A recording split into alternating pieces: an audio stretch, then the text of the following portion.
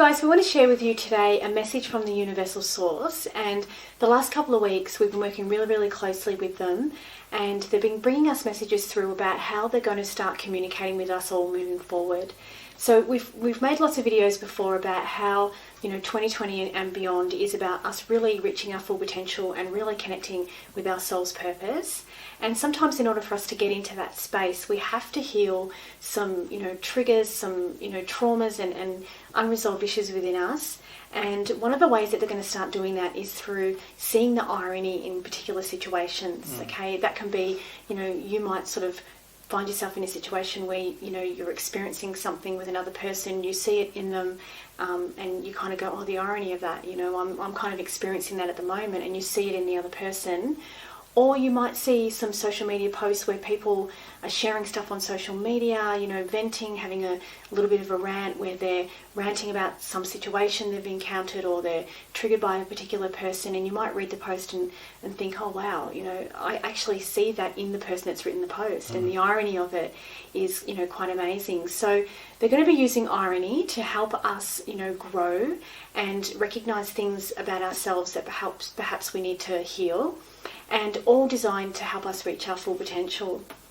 Yeah, so like Natalie said, they've been working very closely with us over the last couple of weeks to teach us, so then we can then teach others what they're referring to here. And what they've told us is they're, like Natalie said, we're teaching via irony. So basically, if you do see a situation where, the old saying, isn't that ironic, that's a moment to stop and go, oh, this is a message in this and you need to take away from it.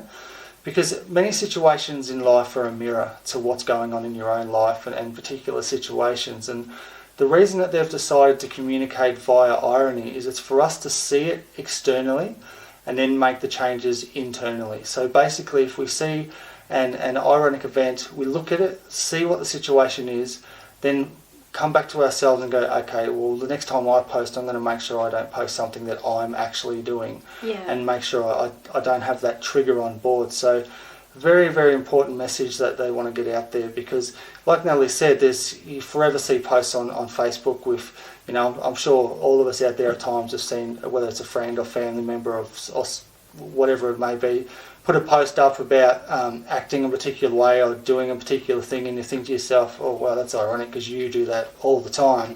But there you are projecting that at other people. But when you see the irony of it, then you make that internal change, because next time you go to post or next time you go to have a conversation with someone, you'll be like, oh, hang on, I do that, so I'm not going to project that outwardly, and work on the triggers, and you'll make the change there, because there's zero growth to be had in sitting in victim mentality, in blaming the world, blaming others, and the famous thing, especially in Australia, the tall poppy syndrome. It's out of control here in Australia. Like, if anyone shows any form of success, everyone's got to pick and point, and how dare they, and look at them, who do they think they are, and showing off their stuff and this type of stuff. Because what that essentially means is that person's has failed in life to that point. They're triggered by other people's success, so then they've got to go on the offensive and attack everyone that's made a success, because at the end of the day, that's where they actually want to be.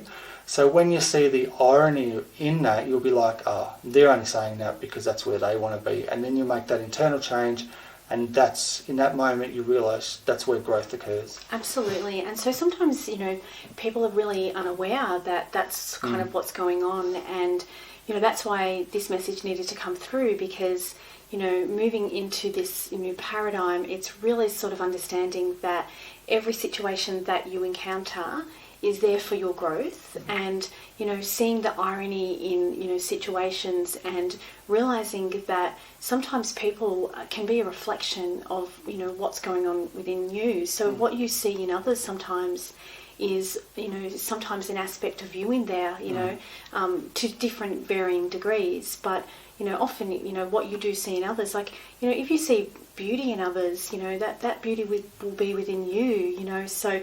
And then again, if you see something really negative in somebody else, that's often a reflection of something that's unresolved within you. So, and seeing the irony in, people's situations and their posts, sometimes they might not be aware of it. The person who's doing the posting or the person who is sharing, sometimes they're not aware of it because they're not, grounded. They're not sort of on that healing journey. They haven't, made that step into the new paradigm. And so, but often, when people have, really done the inner work and they see things more clearly, and often that's why you can see more of the ironies in particular situations. It's like when you're more grounded, when you're more heart-centered and you're more soul-connected, you tend to really see all the synchronistic events that the universe are presenting to you. And so the universe are working with us 24 hours a day to get us to where we need to be.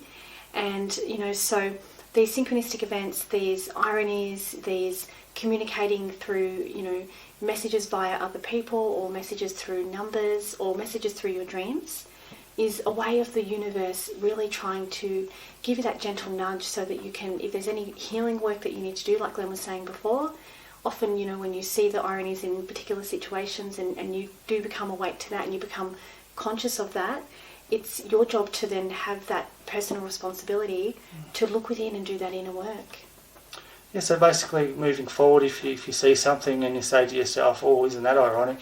Just stop yourself in the moment, have a look at it and think, okay, the universe are trying to show me something here, whether that be an internal trigger, if you find yourself being jealous of others, if you look at an external thing, because like Natalie said, once you've stepped into the new paradigm and raised your frequency, you no longer find yourself triggered by other people's, certainly their successes. Yeah. You wish well for people, you support people, see if people do well, you get behind them, good on them, you support them. But when Absolutely. you're in that low frequency ego mind, you find yourself tearing them down, like, oh, look at them, thinking of this and thinking of that. And that's that tall poppy syndrome that we talk about in the past. And, it's a big thing here in Australia, and it's probably not known as tall poppy syndrome everywhere, but everyone deals with it.